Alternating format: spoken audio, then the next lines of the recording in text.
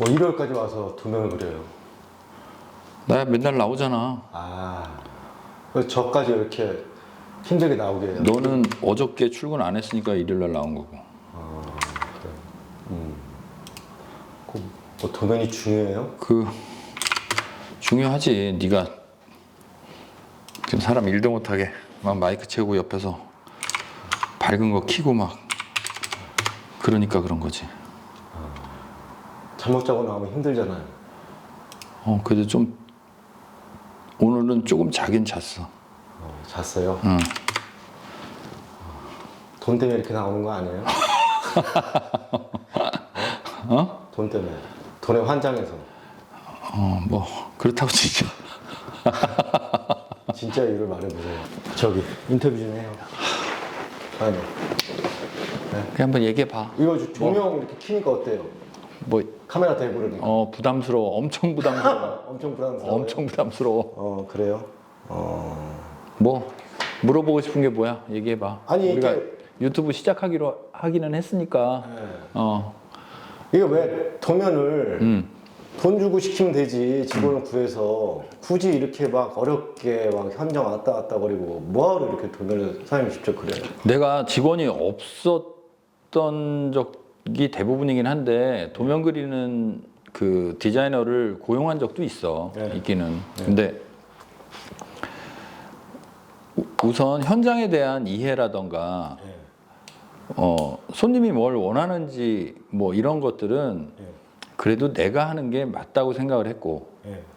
그리고 도면을 이렇게 내가 직접 그리는 게 이 전반적인 내용들을 내가 다 알 수 있거든. 네. 그리고 제작 방법이나 이런 디테일 같은 것들도 다 설명을 해줄 수 있고, 그래서 맡겨서 그리면 결국은 내가 수정을 다시 한번 해야 돼. 그런 경우가 너무너무 많고, 뭐 물론 일의 양만 늘리기 위해서는 사람을 구해서, 디자인을 구해서 그 사람이 작업을 하는 게 맞을 수도 있는데, 여러 사람이 작업을 하면 더 속도는 빨라지지만, 근데 한 사람 한 사람 이렇게 만족을 하기 위해서는 그래도 내가 잘나서가 아니라 도면 그리는 기술 자체는 내가 뛰어나지 않을 수 있는데, 그래도 손님이 원하는 거라던가 현장에 대한 내용들 즉각 가서 수정하고 하는 일들이 내가 하는 게 맞다고 생각이 들어. 이게 예를 들면 나는 앉아서 도면을 그리는 일도 중요하지만 현장에 가서 현장의 정확한 사이즈라든가 뭐 변화되는 내용들을 수시로 가서 확인을 하거든. 그러니까 앉아서 도면을 그리는 시간보다 현장을 왔다 갔다 하는 시간이 사실 훨씬 더 많아. 그래요? 그러니까 도면을 내가 그려서 내가 작업을 하는 게 나는 맞다고 생각을 해. 그래야 뒤탈이 없어. 네. 뭐 도면 같은 것도 막 한 번에 가서 그리는 경우는 없잖아요. 바로 또 현장 들어가는 게 아니잖아요. 일단 처음에 손님이 와서 쇼룸에서 상담을 하고 네. 그런 경우가 대부분이고, 상담이 끝나고 나서 현장에 실측할 시점이 되면 내가 1차 실측을 가. 1차 실측을 가서 실측한 데이터를 가지고 도면을 그리고, 그리고 도면과 함께 견적도 1차 견적이 나오고, 그리고 나서 손님한테 보여드리고 1차 컨펌을 받고 2차로 변화된 내용들은 다시 가서 수정하고 손님하고 또 수정해서 2차 도면을 받고 또 세 번째 가고 네 번째 가고, 보통 현장에 한 3번, 4번 정도는 가는 것 같아. 그러니까 그렇게 해야 완성된 도면이 나오고, 그렇게 해야지 정확하게 가구를 짤 수가 있어. 주방 가구랑 일반 가구의 차이점을 좀 간략히 설명 좀 해주세요. 그 주방 가구, 그러니까 우리가 하는 일들, 뭐 주방 가구, 붙박이장, 뭐 신발장, 드레스룸, 뭐 기타 등등 이런 가구들은 그냥 뭐 식탁이나 뭐 서랍장, 뭐 이케아 같은 데서 사는 물건들처럼 그냥 갖다 놓는 가구가 아니라, 이게 집에 뭐 꼭 필요한 것들, 이제 벽과 벽 사이를 맞춘다던가, 이게 빌트인 되어 있는 가구들이야. 쉽게 뜯어갈 수 없는 가구들. 뜯어갈 수 없는 그런 가구들인데, 지금 보면 주방 가구라는 개념 자체는 뭐 물론 많은 사람들이나 모든 사람들이 다 알고 있다고 생각을 하는데, 주방 가구는 다른 가구하고 다른 게 봐봐. 물도 쓰지. 그리고 지금은 가스레인지 같은 건 많이 안 쓰지만 그래도 가열대가 있어서 뜨거워지는 불을 쓴단 말이야. 그리고 불 다 쓰고 또 전기를 써. 냉장고라든가 식기세척기, 오븐 같은 빌트인된 가전제품들이 다 들어가 있어. 그러니까 전기도 들어가고 물도 들어가고 불도 들어가는 게 주방 가구야. 그러니까 가구만 있는 게 아니라 그런 복합적인 기능들이 있어야 되는 거기 때문에 그러니까 좀 아무래도 신경 쓸 부분도 많고 붙박이로 돼 있으니까 쉽게 바꿀 수가 없어. 그래서 주방 동선의 효율이라든가 그 집이 작아도 마찬가지, 커도 마찬가지야. 그러니까 그런 것들을 잘 맞춰서 만들어야 돼서 아무래도 힘도 들고 더군다나 요즘에는 거실보다 주방을 더 중요하게 생각해 사람들이. 그러다 보니까 소비자들이 생각하는 게 옛날에는 거실, 안방이 메인이었다면 지금은 주방이 메인이야. 그러니까 들어와서 보이는 주방을 제일 잘 하려고 그러고 주방에 돈을 쓰고 힘을 주는 거야. 인테리어를 하면서. 그러니까 우리가 하는 일들이 인테리어를 하는 과정 중에서 어떻게 보면 제일 중요한 일인 거지. 딱 들어와서 보이는 곳이 주방이고 주방을 크게 만들고 싶고 그리고 주방을 좀 더 편리하고 가족들하고 소통하는 공간, 거실에 있는 게 아니라 주방에 모여갖고 식구들하고 얘기하고 그러고 싶어하는 그 욕구가 되게 많아.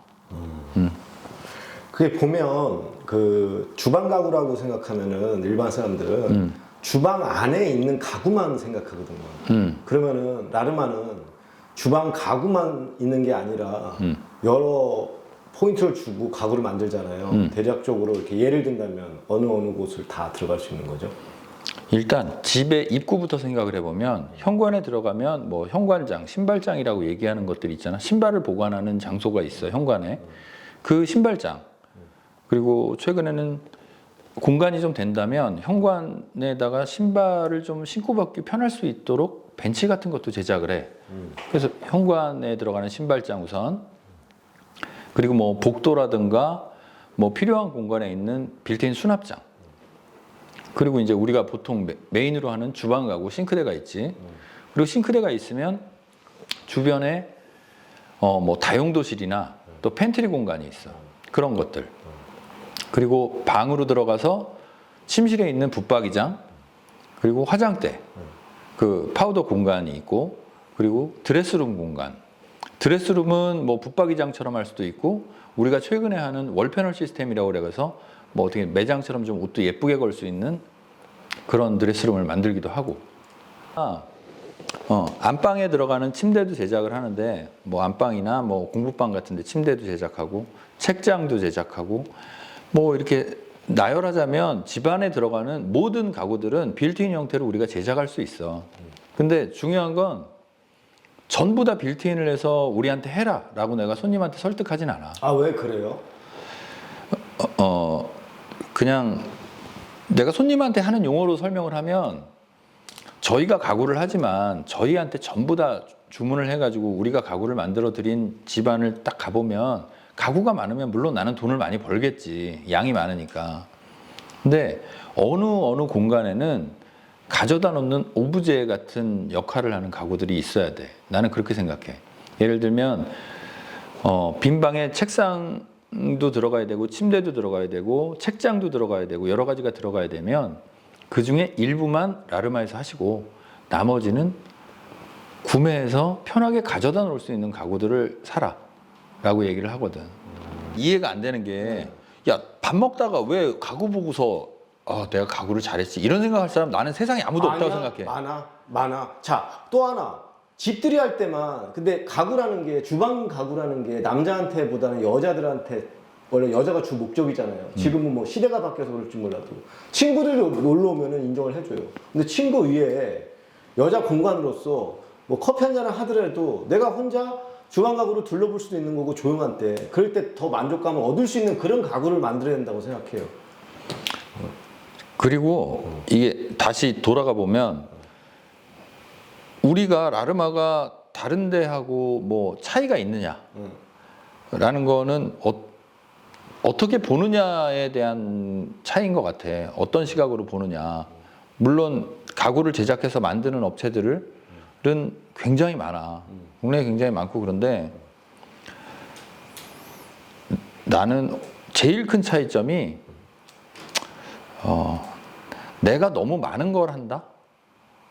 뭐 안 좋게 보면 그럴 수도 있는데 좋게 보면 내가 책임을 진다는 개념인 거야. 그래서 너도 알다시피 내가 도면도 그리고 상담도 하고 실측도 하고 제작에도 참여하고 그리고 시공할 때도 현장에서 끝까지 붙어 있어. 나는 일을 막 개수대로 많아갖고 막 한 달에 막 수십 개의 현장을 치는 것보다 한 현장 한 현장을 또박또박하게 하나씩 끊어가는 게 더 좋아. 그게 더 재밌어. 그리고 내 스타일에 맞아.